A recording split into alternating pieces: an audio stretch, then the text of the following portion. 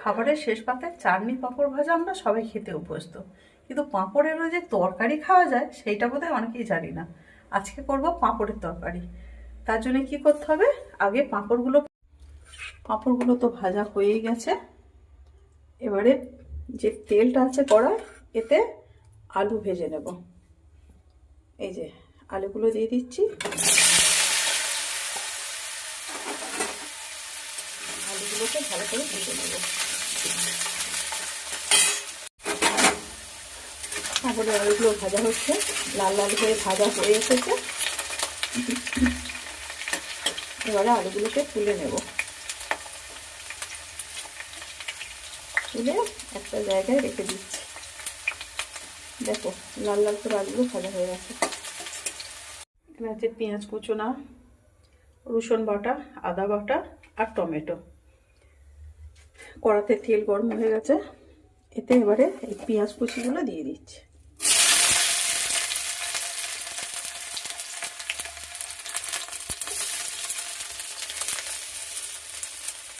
কড়া পেঁয়াজটা লাল লাল করে ভাজা হয়ে এসেছে। রসুনটা ভেজে নেবো।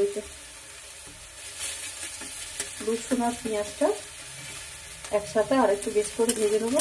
পেঁয়াজটা পুরো লাল হয়ে আসবে, নইলে কাঁচা রসুনের গন্ধ লাগবে। পেঁয়াজ রসুন ভাজা হয়ে, আদা পেঁয়াজ রসুন লাল হয়ে ভাজা হয়ে এসেছে। এতে এবারে টমেটোটা দিয়ে দিচ্ছি।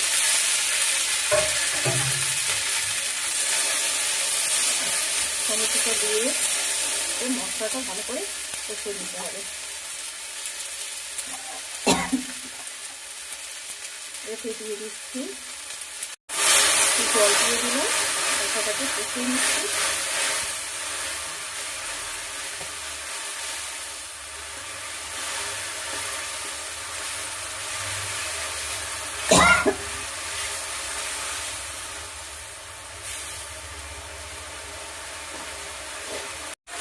আলুটা পুরো কষে নেওয়া হয়ে গেছে।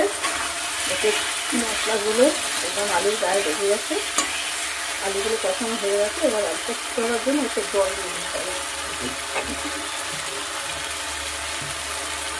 জল দিয়ে কিছুক্ষণ চাপা দিয়ে রাখবো, তাহলে আলুটা সিদ্ধ হয়ে যাবে। পাঁপড়ের তরকারি আলুগুলো রেডি হয়ে গেছে, সিদ্ধ হয়ে গেছে। এবার এতে পাঁপড়গুলো দিয়ে দেব,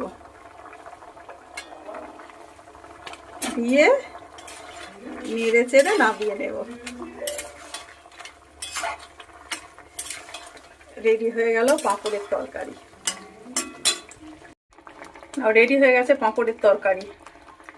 ভাত, রুটি, মুড়ি যাই দিয়ে খাও।